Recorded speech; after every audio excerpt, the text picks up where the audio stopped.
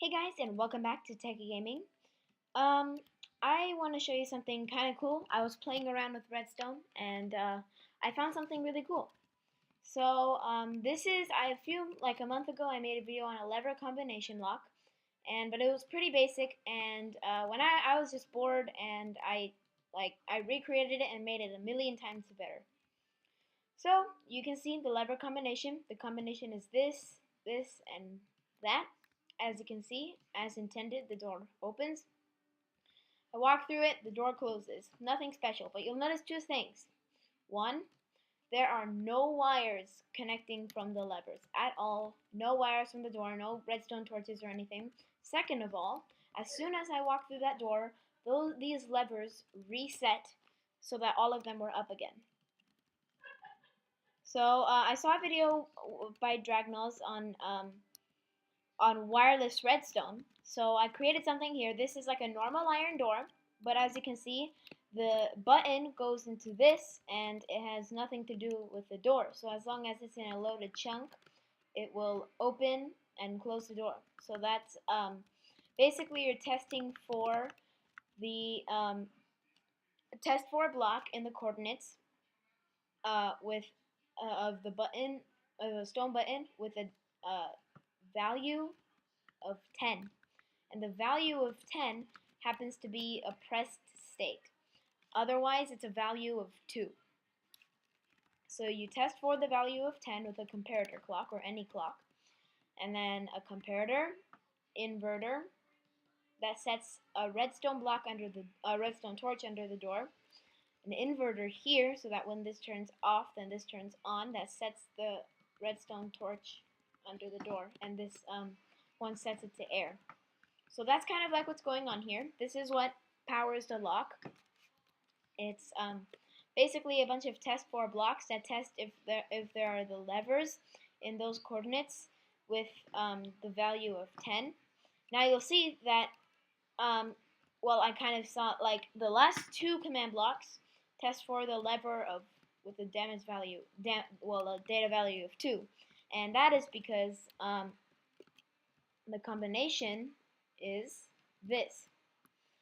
So the reason you need those two extra command blocks is because if you don't have them, you can have these two down as well. Because you're only testing for if this, and this are down. And if that's true, the door opens. So you also need a test for to see if this and these levers are up, so that it's exact and you can't attack it.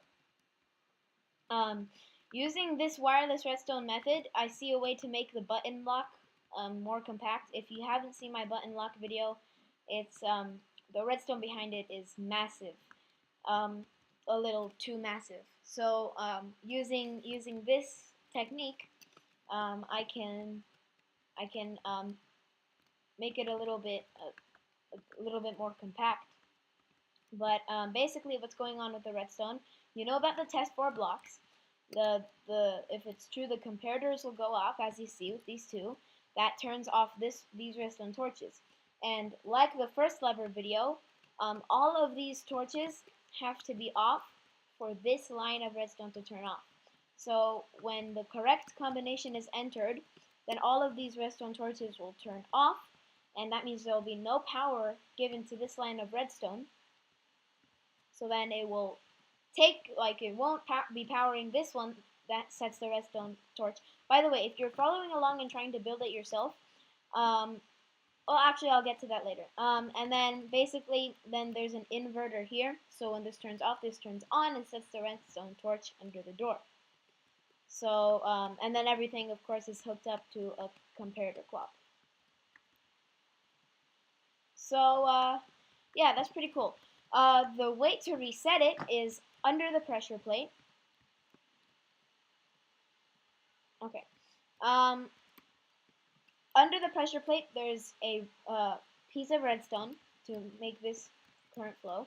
And then basically all it does is it replaces all of the levers that were down, this lever, and these two levers. And it replaces those. It just sets a block with a lever with a data value of 2. So it basically, since I'm setting a block over it, then what would happen is the lever this thing would fall there, but I have the game rule do tile drops off, because for the fastest redstone clock over there, um, if since you're replacing the block, you need tile drops off, or else you're going to get a lot of redstone blocks. So yeah, so that's why I have tile stuff here. And if you just step through this, it will set them back to like these command blocks will still be powered, but it doesn't really matter because they're off anyway. So basically, it just sets it in those coordinates with lever 2. Now, because there's a redstone under there that powers all of this, you'll notice there's a little hole here, and this is where the redstone torch is set. It's not set under there, because if it was set under there, then the redstone piece is right next to there. So you need to set it right here so that it gives power to this block, and then the power from this block is left over to open the door. So if you want to auto reset the levers, then you need to do that. If you haven't seen Dragnoz's videos, he has a really cool method of seeing how coordinates are. Instead of going F3 and writing them down, you just place a command block where you want your block to be, and then you test for block tilde tilde tilde air, and then give a redstone signal to it, and then it'll say the block at these coordinates, and you just copy those coordinates. So that really helped me. So this I kind of got most of these techniques from Dragnoz. So if you haven't subscribed to him, you really should. He's really great with command blocks. So anyway, guys, it's pretty simple, but it's still really cool, and it's great for security. I think that's all I have for you today. Don't forget to like and subscribe, and keep on watching Techie Gaming.